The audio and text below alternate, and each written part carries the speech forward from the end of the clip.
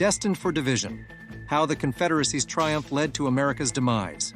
In the alternate timeline in which the Confederate States emerge victorious in the American Civil War, the United States is forever changed, leading to a nation characterized by disunity, discrimination, and conflict that never ends. Once the smoke and dust have settled, the Confederate flag can be seen waving high above Washington, D.C. The long-cherished hope of a reunited nation is all but shattered and replaced by the brutal realization of Southern triumph and Northern defeat on the Gettysburg battlefield. Confederate President Jefferson Davis proclaims victory and establishes the independent Confederate States of America among the powerful figures of Richmond, Virginia. Around the South, jubilant festivities commemorate the fulfillment of a long-held national dream. However, amid the joy of triumph, arguments arise leading to divisions.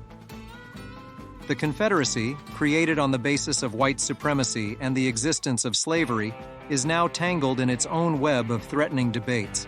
Almost immediately, problems of distant states' privileges, economic options, and how to treat the vast mass of half-emancipated slaves loom up from all sides to submerge the recent victory in a morass of conflict. Bitterness and resentment are brewing in the North as Union supporters confront their loss. As their dream of a reunited nation fades, they are consumed by feelings of betrayal and frustration. The Northern states face the aftermath of defeat and the terrifying possibility of Confederate control.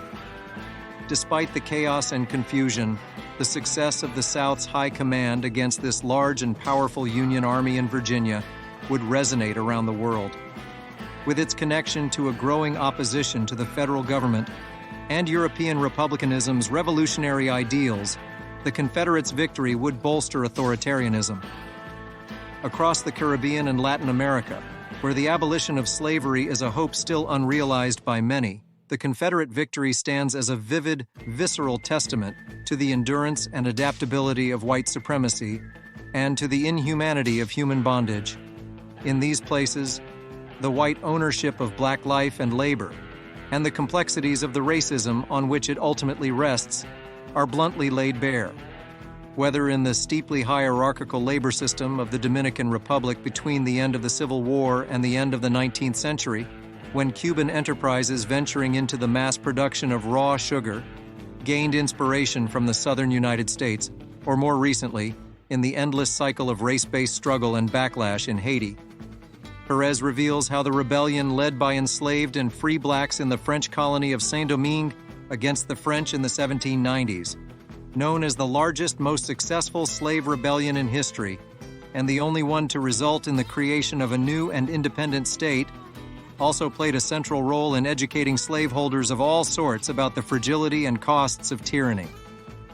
The consequences of the Confederate victory are felt throughout the former United States, but in no place are they more significant than in the South. Slavery, although no longer the law, remains deeply rooted in Southern society, and newly freed slaves face a grim and uncertain future. Denied the rights and freedoms promised to them by the Union, they are prey to brutal repression and violence at the hands of their former masters. In northern regions where strong opposition to slavery exists, the Confederate triumph inspires people to rededicate themselves to the pursuit of freedom and equality. Underground organizations developed to resist the oppressive regime of the Confederate States, offering havens for escaped slaves and refugees who backed the federal government. Nevertheless, even with abolitionists and activists exerting painstaking and sincere attempts, the passage to fairness is still enduring and abounds in hindrances.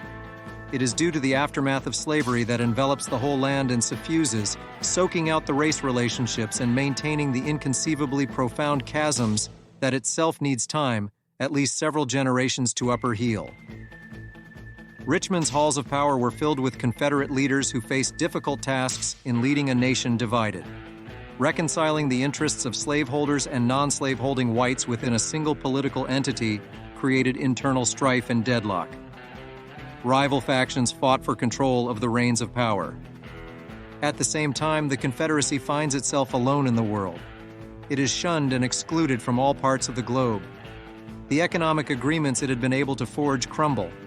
The more generous commerce of the world it had grown accustomed to disappears. Its diplomatic ties are strained, and the long-term wars are declared on it.